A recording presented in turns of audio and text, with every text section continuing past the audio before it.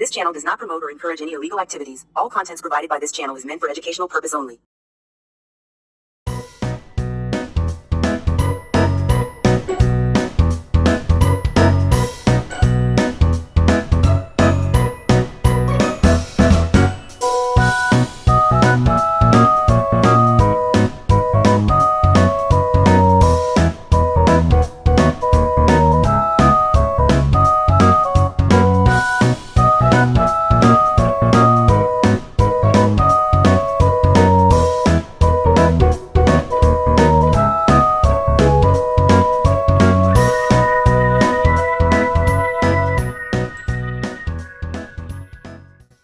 Hi guys, welcome back to my channel.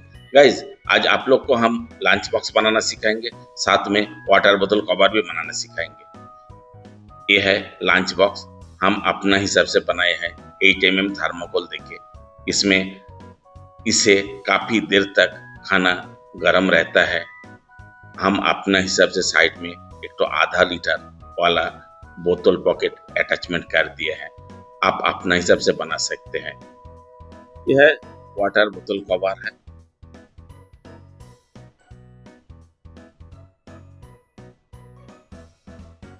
हमने 750 मिलीलीटर वाला साइज का बनाया है, इसीलिए हम 750 मिलीलीटर का वाटर बोतल इस्तेमाल करते हैं। आप अपना हिसाब से बनाइएगा। इसमें हम 4 mm थर्मोकोल डाले हैं, जिससे पानी काफी देर तक ठंडा रहता है।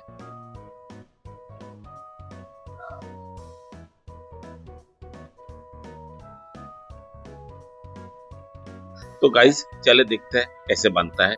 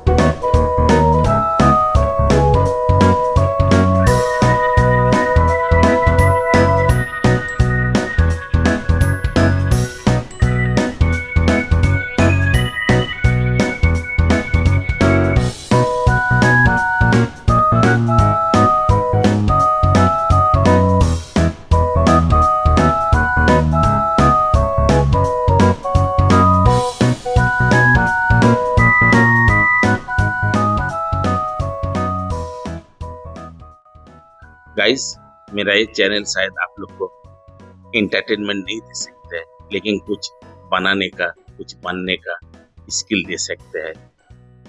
तो गाइस, मेरा ये चैनल आप लोग को कैसा लगता है, लाइक, सब्सक्राइब, शेयर और कमेंट करके हम लोग का मोटिवेशन बढ़ाएगा, जो आगे चल के हम लोग आप लोग के लिए और नया नया वीडियो ला सके।